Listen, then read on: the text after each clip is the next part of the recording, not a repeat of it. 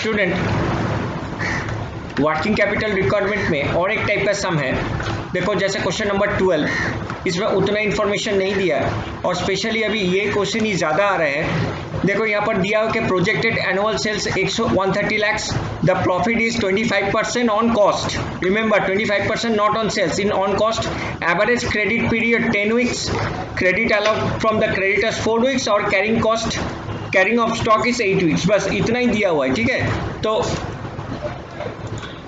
इसमें देखो हमने ऑलरेडी ये सम कर चुके हैं, ठीक है। जस्ट एक्सप्लेन कर रहे हैं। जैसा प्रोजेक्टेड सेल्स ईयरली दिया हुआ है 130 लाख, 130 लाख, ठीक है, मतलब ईयरली 130 लाख है। और मेरा हमने क्या क्या कहा था कि सारा पीरियड अगर वीक्स में देगा, देखो ये भी वीक्स है, सारा चीज़ वीक्स में है, so we have to convert it to weeks. तो यहाँ पर सिर्फ दो ही चीज़ हमको करना है। सेल्स मेरा ईयरली है 130 lakhs, तो वीकली कितना होगा? सो इससे 52 डिवाइड करने से, क्योंकि we know that there is a 52 weeks in a year, so 52 से अगर डिवाइड होगा तो वीकली प्रोजेक्टेड सेल्स निकल जाएगा। और प्रॉफिट कितना है? तो प्रॉफिट देखो यहाँ पर बोला है 25% ऑन कॉस्ट, तो 25% अगर कॉस्ट होगा तो लेट द कॉस्ट प्राइस भी 100, प्रॉफिट भी 25 और मेरा सेल प्राइस कितना होगा? 125। So that 130 lakhs is represent 125%। तो 130 अगर 125% होगा तो 25% कितना होगा?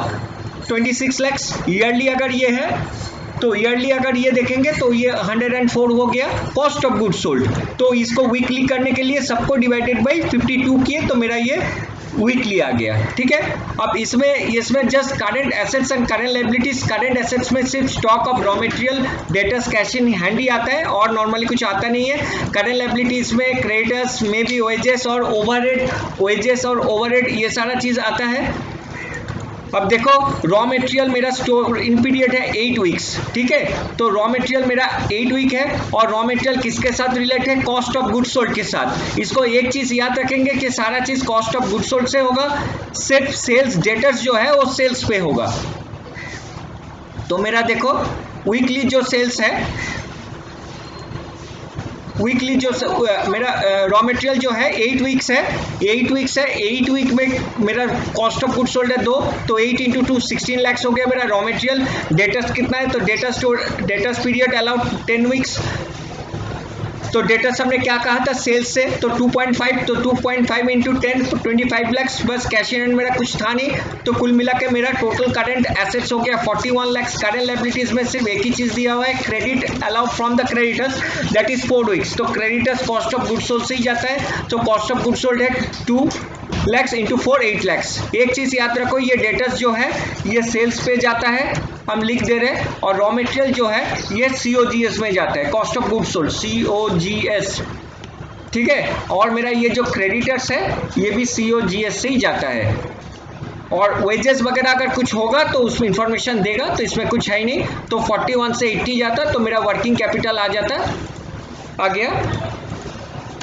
33 lakhs। लेकिन यहाँ पर 33 lakhs मेरा वर्किंग कैपिटल होगा नहीं, क्योंकि यहाँ पर हमको थोड़ा कंटिजेंसी बोला है। देखो at 10% computed figure to allow as contingency reserve, तो कंटिजेंसी रिजर्व 10% ऑफ 33 lakhs, तो हो गया 3,30,000। तो our net working capital will B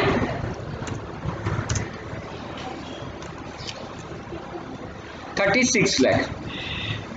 ये बहुत ही छोटा टाइप का सम्स है, सिर्फ हम लोग को दो ही चीज निकालना पड़ता है, cost of sales and sales,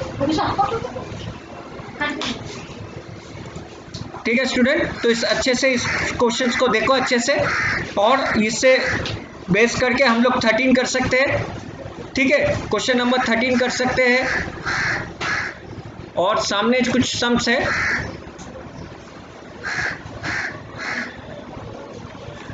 जैसे ये सम्स कर सकते हैं, क्वेश्चन नंबर 3, यही टाइप का हम लोग सम कर सकते हैं, छोटा छोटा जो सम है।